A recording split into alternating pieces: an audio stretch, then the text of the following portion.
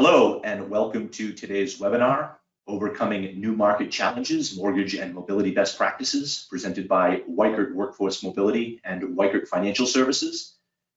My name is Tim McCarney. I'm part of Weichert's marketing team, and in today's program, we're going to take a look at the mortgage market, how it's impacting corporate relocation, and what your company can do to keep relocating employees mobile and engaged despite market challenges. I'm going to turn things over to our MC to get things started. Jennifer Canal is Vice President of Weichert's Advisory Services team. She has over 2 decades of experience helping companies build stronger talent mobility programs and achieve their talent management goals. She's a respected authority on all matters of workforce mobility, and we're proud to have her sharing her insight today. Jen, thank you for joining us. Great, thanks, Tim. So we're going to get right into this session. I'm joined today by our subject matter experts, Vince Carita and Michael Baldiga, both with Weichert Financial Services. As you can see, we have QR codes right here up on the screen if you want to get more on our backgrounds and information on how to contact or reach out to us. Our goal here today is to really provide you with a lot of information that will spark ideas along with some actionable steps. This session is being recorded, and when it becomes available, I do encourage you to share it with your stakeholders, whether that be talent acquisition, procurement, leadership, or even your businesses that need information on how to address the rising cost of mobility as it relates to the housing market. So today we're going to talk a little bit about real estate and mortgage trends, give you some discussion points to start to have those discussions internally. And then Vince and Mike will be introducing some mortgage solutions that are going to look a little bit different than the last time we saw the mortgage rates increase. I'd like to begin by really having a poll. I would ask all of you to take a minute to answer a question for us. And Tim is going to be opening the poll. And really the question it relates to, are you seeing the cost of affordability having an impact on your workforce? Are you currently seeing that happen today? Are you expecting it? Perhaps you're not seeing it right now, but you're expecting it to happen in 2023, or not at all. This isn't an issue for you. And I can tell you that in advisory services, we have seen a significant increase in questions from our clients and even some non-clients about the changes to the interest rates, the rising housing costs, and how that is impacting the mobile workforce. I'm not going to give it all away because I do want to see what the polls say. And looks like the poll results are being shared. And Tim, if you could let us know what the poll results are. Unfortunately, I can't see your screen. It looks like, I apologize for that technical difficulty. It looks like yes, it currently is the leader at 53%. Not yet, but we expect it to be in 2023 at 38%, and no at 9%. So this is content that is perfectly geared to today's audience. And I would consider that your first data point as you have those discussions that your peers are already experiencing this issue as well. So let's move right into some of those discussion points on talking points that you might be having with leadership. So the housing market. We're seeing that, this is just a brief overview of what's happening now, and we're really trying to provide this as a business case for you to have those discussions. First, the Consumer Price Index has risen 6.8% between 2020 and 2021 alone, and currently standing at 8.2%. Of course, this is driven by price increases for gasoline, food, and housing. And what we're seeing is that it's not showing signs of leveling off soon. Next, we have the soaring housing prices. In September 22, the median sales price landed at roughly $385,000. This was an increase of 8.4% year over year alone. Recently, we did see a slight cooling off here. You'll see from May to September, we saw a little from 430,000 down to close to 400,000. However, several subject matter experts in the real estate industry have indicated to not hold your breath yet. This may only be temporary, and they're still taking a wait and see approach. Even if it's only temporary, however, the spike in the interest rates that Vince and Mike will be talking about are currently at 7.16%. This has offset any changes to affordability and the lowering housing costs. And this is having an impact on companies' ability to mobilize their employees and attract talent, as evidenced by the poll we just had. So finally, the top reasons for top reasons for reluctance to relocate still are related to housing, with nearly a third saying that it's the cost of living and 24% citing mortgage concerns specifically. I speculated that since the time of this survey, these numbers have only increased. Vince, as corporate mobility leaders build their case to build program reinforcements, can you tell us more about the mortgage market? Well, sure. The big thing about the mortgage market is not, I mean, the interest rates are 7.5%. It's not a terrible rate historically, but it was the velocity of movement from under 3% to over 7% that really caught people off guard. Couple that with the fact that housing prices have soared over the last few years because rates have been so low. You've had a lot of buyers in the market. COVID came into play, and you had a lot less sellers in the market because people were kind of they weren't selling their homes. So you had a tremendous sellers market. You had houses going for over list price. Rates in May were under 3%. By June, they were 5.5%. They're currently over 7%. What that means impactfully is that, if you have a $400,000 mortgage, for instance, and you took had a 3% rate and then it went to 6.5%, you'd pay $920 more a month for the same mortgage amount. So that's significant. It's really significant. And when you couple that, everybody wants a deal or expects a deal. They either want a deal on the rates, which they're not going to get, or they want a deal on the house, the value of the home, which they're not getting right now. However, you did have a little glimmer there of home prices coming down a little bit. We'll talk about that a little bit more later on in the webinar. Rates increased so quickly, and I've been in this industry 34 years, that par pricing was not available for a time. And what I mean by that is that you couldn't get a 0-point quote. I mean, you had to pay points. And the reason is because of the secondary market, Fannie Mae and Freddie Mac weren't issuing coupons that were high enough to get a 0-point quote because they were afraid of rates coming down a little bit and everybody refinancing and them losing a lot of money because of that. So it's kind of leveled off. In October, we had some inflation data that was a little bit better than expected. The markets rallied a little bit late last week and early this week. Rates are down to about 6.875, 7% right now, but it's still a volatile market. Anything from a CPI perspective or employment perspective can raise it back to 7.5 overnight, and that's really what we're dealing with. It's not so much the rates; it's the volatility and the velocity with which they rose. Take us to the next one.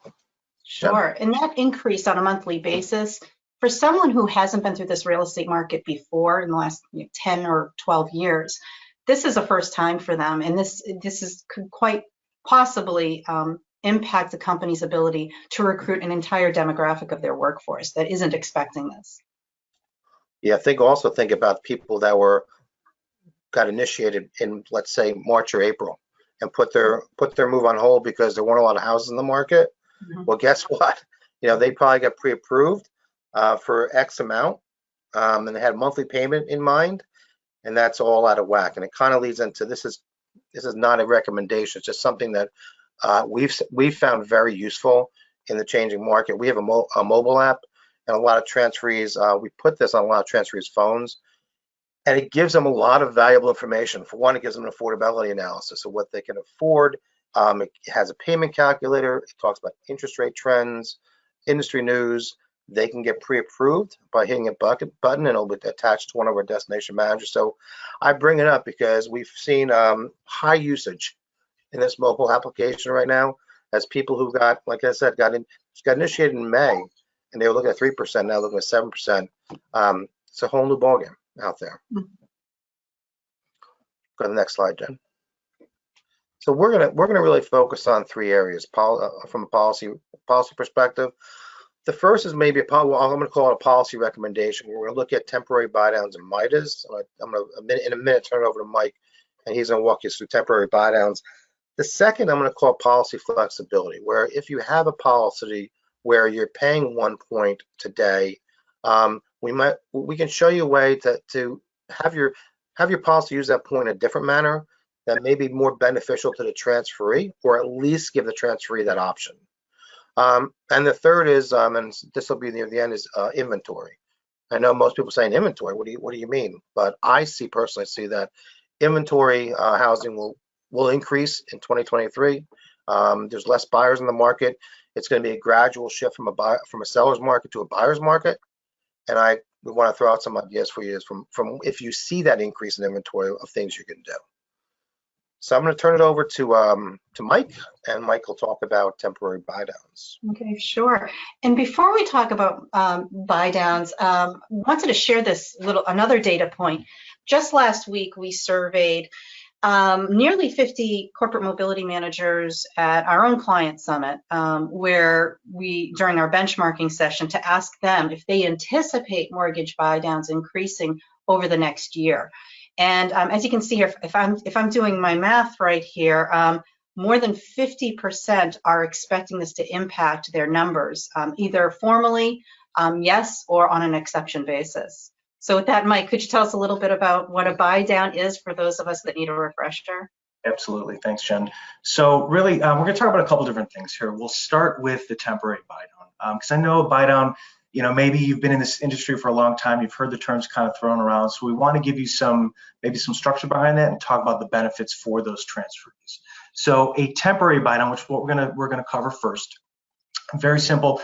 It's going to provide a below market interest rate for that first year or two for those transfers, and really, trying to mitigate some of that reluctance, right? That's where we keep using the reluctance to move and or purchase during this environment. So the one thing that I would stress to keep in mind is with a temporary buy down, the cost of that to do that is all taken care of at settlement. So we don't have any ongoing administrative policy changes. It's something that simply would be taken care of by the lender at time of settlement if the transferee wanted to go that route. So want to walk you through a couple of suggestions, examples here, Jen, if you want to Sure. Move forward a slide. So the first one we're going to talk about is very simple. It's temporary. It's the 1.0 temporary buy down. Okay, so for this example, and I will stress, after this webinar is done, if you have specific questions in price ranges, things like that, I'm happy to run those calculations for you. But for our examples, we're just going to keep it consistent. We'll use a $400,000 loan amount. In this case, we're using a 30-year fix with this temporary buy down. So what that means is the individual would have a 7% note rate. For that first year, though, the transferee would be paying as if they had a 6% rate. Okay, that's where the temporary piece of it comes in. So if you look at the cost of that and the savings, it'll save you about $260 a month in monthly payment. All right, so that cost towards the bottom of the screen is expressed in both a dollar amount, so $3,100 in order to do that, but also in costs in basis points. So and I think that's important. We're going to reference that a little bit as well. You can see 0.8, so not a full point. And I think that's somewhere where we get some flexibility to assist these transferees. On the next slide, we're going to show same concept where it's that temporary, it's taken care of at time of settlement. In this example, we're going to go a little bit more, and we're going to do a 2-1. So in the first year, the transferee's rate goes from 7% down to 5%. Okay, so that's going to give them about $514 a month savings. And then year 2 goes back to 6%. So we're going to see that same savings on the 1.0. And then for the note rate, we get back to that 7% there moving forward. Okay, so with this, because we're going a little deeper on the rate, you see the cost goes up a little bit. So now we're a little over 2.25 points for something like that to be implemented. Okay. And Mike, as you can see, there years 3 through 30, they could go back to the 7%, which is still, people consider to be very high. But the understanding is that they're getting acclimated, they're getting some assistance. But the optimistic view is perhaps they could refinance down the road.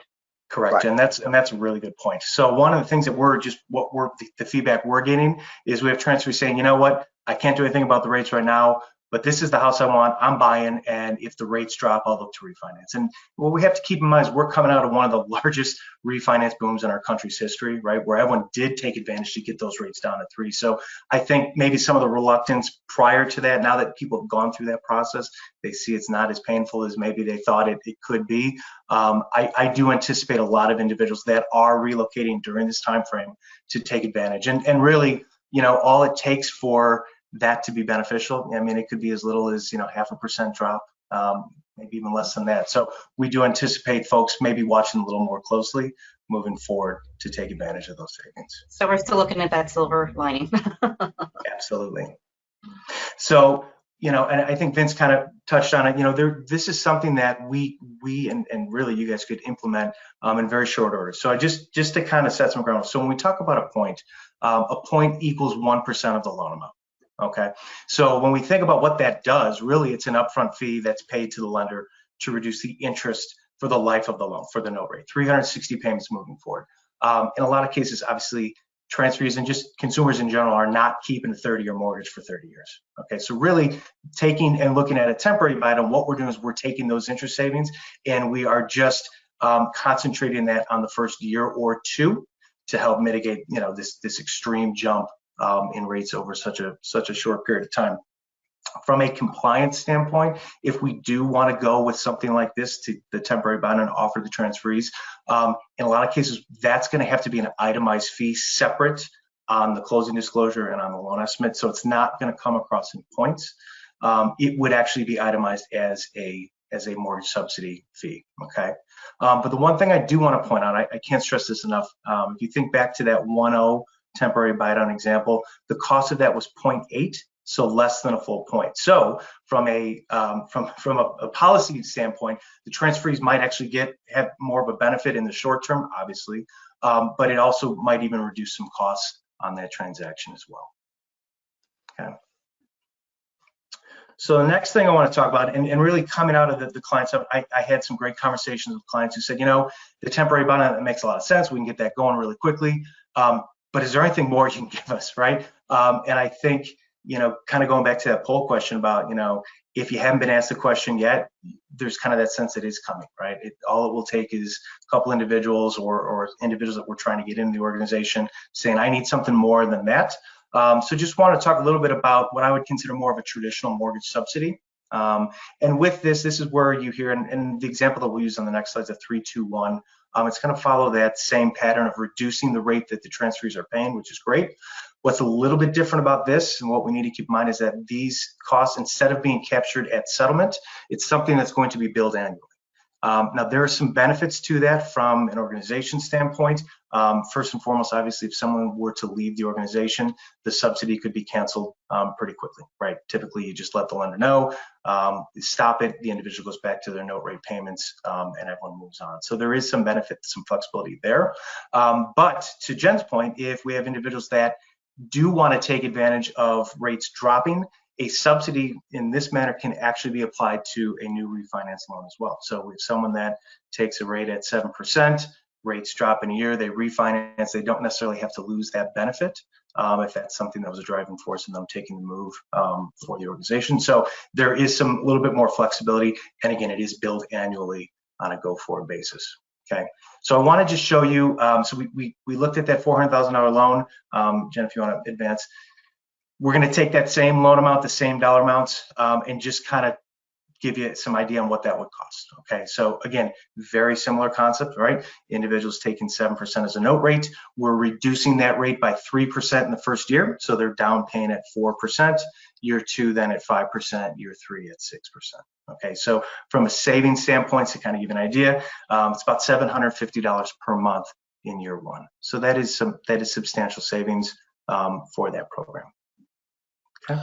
Yeah, I just want to throw in something too, Mike, on this, because people who have been around in the industry for a long time might remember temporary buydowns as a way of increasing purchasing power, especially when people are moving to the West Coast or the East Coast.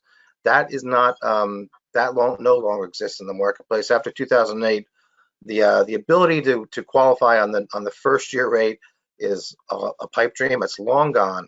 You still have to qualify on the note rate, but what this is doing is it's really giving you something from a monthly perspective that's more manageable to you, or what you're used to anyway. So I just wanted to clarify that. That's a great point. And I think that's a great point, because I think that's how our transferring employees view it as well. Yeah, and that's what it's intended to do. I'll talk briefly about the mortgage interest differential, or MIDA. MIDAs we're in a lot of policies, probably 10 or 15 years ago. I've been in the industry 34 years, so I remember when a lot of corporations that buy us in the policies. There hasn't been really a need for them for quite a long time. They work really in conjunction to as a co-load work. So it's a benefit that's paid directly through payroll to a transferee, and it's really, again, designed to mitigate the impact of the monthly payment. So you basically, what you do is you look at the mortgage payment, the interest rate that the transferee has on the the departure location. Let's just say, for argument's sake, it's 3%. And then when he moves to the new location, you take what the interest rate he gets, and let's say, for argument's sake, it's 7%. And you take the difference between the 3% and the 7%, and you can do that in any one of a couple of different ways. You can say, okay, if you have a $400,000 mortgage in the departure location, and you're at 3%, even if you get a $500,000 mortgage in a new location, we're not going to acknowledge a $500,000 mortgage. We're going to keep it at the same mortgage amount. So we'll say, okay, $400,000, your rate is 7% on the $500,000 mortgage. So what is the principal interest rate on the $400,000 mortgage? Like products, 30-year fixed to 30-year fixed, 3% to 7%, and that difference is then paid on a monthly basis over a 3-year period. Other corporations can say, we'll look at the new loan amount, again, like product, 30-year fixed to 30-year fixed. So if the person transfer went out there and got a $500,000 mortgage, they would look at the 3% now, not at their existing $400,000 loan, at a $500,000 mortgage versus the 7% at a $500,000 mortgage. Or they can do a cost of living analysis and say, you know what, it's 20%, costs 20% more to live in this new location, so we're going to add 20% to the old departure loan amount of $400,000 and make it $500,000. So I think this example follows, Jem. Yeah, so here we took the current loan amount at $400,000. This is saying our calculated loan amount, the money is set up to calculate at a $400,000 loan amount. Even though the transfer got $500,000, the calculation is based on the departure loan amount of $400,000. You see at 3%, the principal interest rate, payment at 3 is $1,686. At 7% is $2,661. It's a monthly difference of $974. Again, you times it by 12, and then you times it by 3, and that's how you get the cost over a 3-year period. Doesn't necessarily have to be a 3-year period. It could be a 2-year period. So that'll come in about $24,000. And again, it's really designed. It's designed to work as a COLA works. Only the calculations are very different, but the methodology is the same. You want to get somebody kind of where they were before they left, not to hurt them. Kind of get them familiar with, or at least establishing a new location at a monthly payment that they can afford. So that's another alternative. You'd probably go with one or the other, a MIDA or the buydown. I don't think you'd go with both on this. And I think we're at 125. Good. I think we're at 225. I think we have one more slide, Jen. Right. And this is inventory financing. And I know most of you are saying, like, what do you mean inventory financing? But my crystal ball says in 2023 inventories will grow, because I think that you're still going to have a housing problem as far as how much inventory is in the market. But you do have less buyers in the market because the 7% knocks some buyers out of the market. I think home values will decline. I think they're starting to a little bit now. I think in certain pockets of the country they're not. Houston's, I know, is a very hot market. Washington State's a hot market, but I think they're going to go down 15 or 20%. That's my prediction, and I think that would actually help transferees move, because I think transferees are sitting right now thinking, you know what, I'm at 3%. They want me to move. The rate's 7%, and I'm buying at the high end of the market. Everybody wants a deal. So if they think, if that same house I'm looking at I can get for $80,000 less, okay, you know what? I'll take the higher interest rate. I'll buy the house at a good value, and when rates come down, I'll refinance. So I think there's going to be inventory increases, and I think one of the things that you should look at is temporary buydowns, to put it on the departure property for potential buyers coming in to purchase that property, with the rationale that you hold on the sale price, you hold the value of the sale price, and maybe do a 1.0 or 2.1 buy down, So you're giving that potential buyer a below market rate in the first couple of years, and you're establishing a unique aspect of financing on that property in the marketplace. So you're distinguishing it. We could have listing agents market the availability of financing. We would have a dedicated mortgage team to talk to pre-approved buyers coming in, explain the program, how it works. So that's something we're throwing out there for you to consider. Like I said, it might not be today, but I think it's going to be sooner than you think.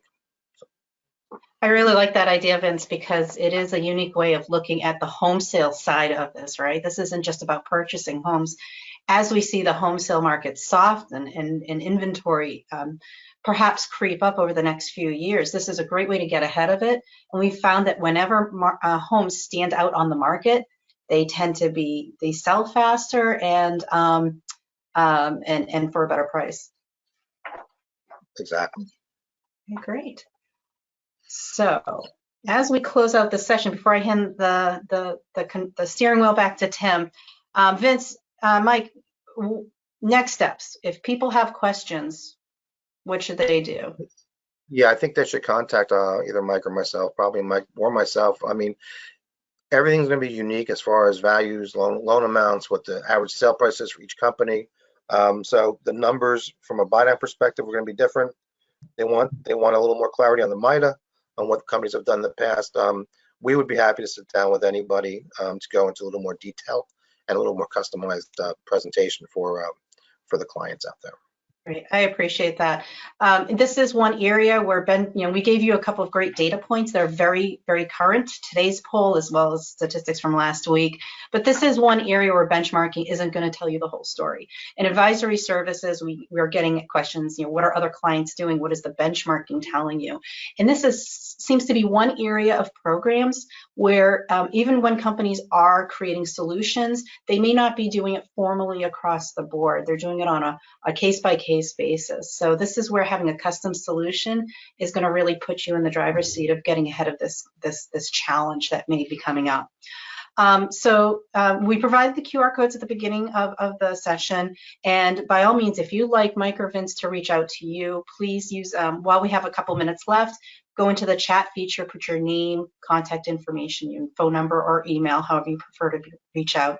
Alternatively, feel free to reach out to your Weichert representative, and they'll set up a one-on-one discussion for you to review some of your own numbers and what this might mean to your program. And I do encourage you, attendees, to set up a call within the next month with your stakeholders so that you're positioned prior to the end of the year to have that data and discussion points after having a meeting with Weichert Financial Services. So I'm going to hand this back to Tim as we close out the hour, or half hour, I should say. Excellent. Thank you so much, Jen. Just a couple of quick things just to make sure that everyone is aware of all the wonderful resources we have. We do have a 3-part series on the rising costs of housing and mortgage rates. You can access our blog at weichertworkforcemobility.com/blog. You can also subscribe to our newsletter. There's a scan code right there. We couldn't make it any easier. Just scan the code right there and you will subscribe to our monthly newsletter, Thrive in 5. Which with all kinds of news of great pertinence to people who manage corporate mobility programs. We also have our ebook. You can see it right there on your screen. It encapsulates some of the points that were raised today and gets into a little bit more detail. It's a great read. If you'd like a copy of that, simply put your email address in the chat feature. We'll make sure you get it. Conversely, you can also email us at solutions@weichertwm.com and we will get a copy out to you. By attending this webinar, you will receive a follow-up email, and within 24 hours, it will have a connection to a recording to this webinar, so you can share it with stakeholders internally, whoever else you feel might have interest in this topic.